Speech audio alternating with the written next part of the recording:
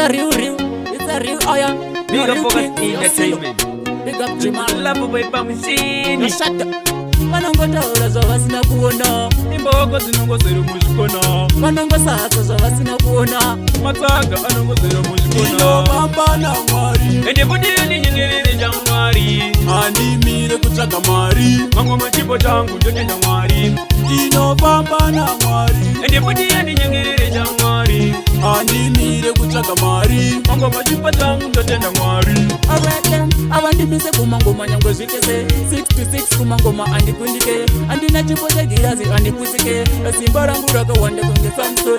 Ayo ni vanhu ava vatifarire, vane misoro inodziya vanzwisise, vari pamangoma vatifarire, bulo kumberi chibudire. Ndinofamba naMwari, Ende kuti ndinyengerere chamwari. handimire kutsvaga mari. Mangoma chipo changu ndotenda Mwari. Ndinofamba naMwari, Ende kuti ndinyengerere chamwari. handimire kutsvaga mari. Mangoma chipo changu ndotenda Mwari.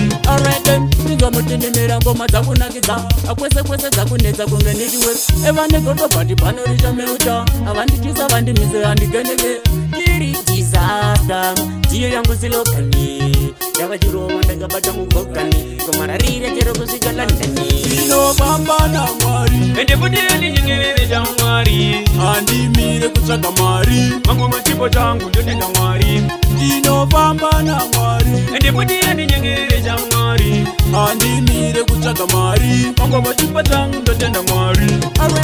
avandimise kumangoma nyangwe zvitese 66 kumangoma andikundike, andina chipo chegirazi andiputsike, simba rangu rakawanda kunge Samson.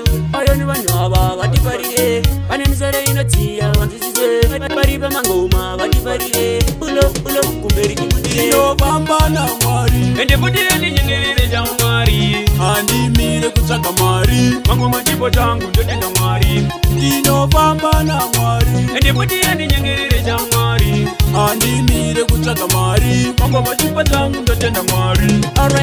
ndinzwa mutendenera ngoma dzakunakidza, akwese dzakunetsa kunge ndichiwe, evanegotobhati panoricha meuta, avandichisa vandimise handigeneke, ndiri disasta ndiyo yangu zilokani, ndavachirova ndakabata mugokani, komararire chero kusvika Londoni. Ndinofamba naMwari, Ende kuti ndinyengerere chamwari. handimire kutsvaga mari. Mangoma chipo changu ndotenda Mwari. Ndinofamba naMwari, Ende kuti ndinyengerere chamwari. handimire kutsvaga mari. Mangoma chipo changu ndotenda Mwari.